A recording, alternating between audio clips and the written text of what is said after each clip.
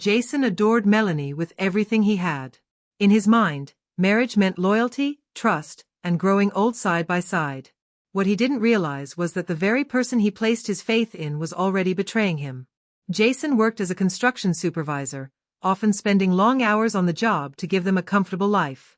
Melanie, on the other hand, freelanced as a graphic designer, usually working from home. They had been married for 4 years, and to the outside world, they looked like the perfect couple. On social media, they constantly shared cheerful snapshots, laughing together, holding hands, the image of happiness. But behind those photos, the reality was far different. Meals were often eaten in silence. Melanie's late-night phone calls, which she brushed off as client work, never sat right with Jason. The way she pulled back when he reached for her told him something was deeply wrong. He couldn't explain it, but he felt it in his gut. To make matters worse, Melanie had grown unusually close to Tyler, Jason's lifelong best friend and even the best man at their wedding. Jason had always treated Tyler like family, but lately, unease gnawed at him. One evening, Jason returned home earlier than expected after a work site shut down. From the hallway, he heard Melanie's hushed voice in the bathroom. "Who were you talking to?" he asked, trying to sound casual. She jumped at the sound of his voice. "Just a client, going over a logo revision," she said quickly. Jason gave her a smile, but his eyes told a different story. That night, while Melanie slept, Jason did something he never thought he would. He reached for her phone. It was locked, Face ID only. The barrier itself was an answer. The next morning, instead of confronting her, Jason made his way to Tyler's apartment without warning. But Tyler wasn't home. Instead, a neighbor waved cheerfully. "Hey, Jason. Haven't seen you in a while. Your wife just left. I figured you were with her." Jason's blood ran cold. "My wife?" he muttered under his breath. He didn't explode. He didn't cry. He simply walked away, went home, and pretended like everything was normal. But inside, a plan was forming. Quietly, Jason began gathering proof. He tracked call logs, checked financial records, noted ride-share receipts, and eventually installed a hidden camera in their living room. It didn't take long for the truth to show itself. Just 3 days later, while working late, Jason opened the live feed on his phone.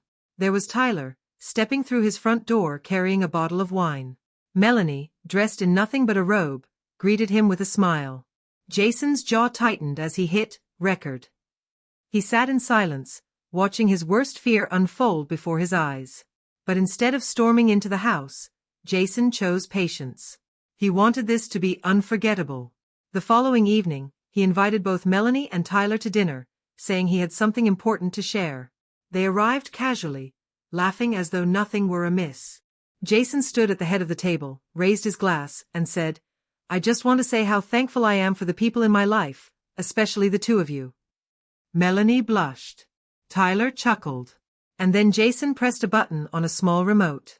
The television behind him flickered to life, displaying footage of Tyler and Melanie together, laughing, touching, kissing, right inside Jason's own home.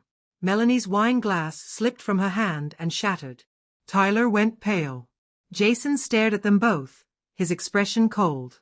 "You could have had anything, honesty, forgiveness. But you chose lies." He then placed an envelope in front of Melanie. "Divorce papers." Without another word, he walked out. Months later, Jason was in a better place. Therapy sessions, a new apartment, and the beginnings of a fresh relationship helped him rebuild. Meanwhile, karma came quickly.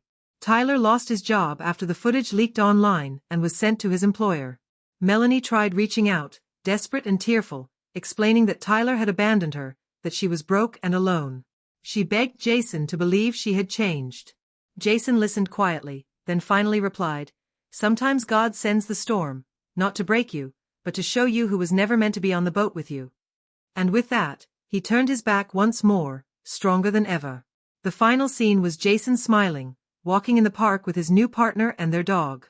Narration: betrayal can shatter you, but healing can rebuild something far stronger. Jason didn't seek revenge, he found peace. And sometimes, peace is the greatest form of justice. If this story touched you, don't forget to like, subscribe for more inspiring stories, and share with someone who needs the reminder. The truth always finds its way to the surface.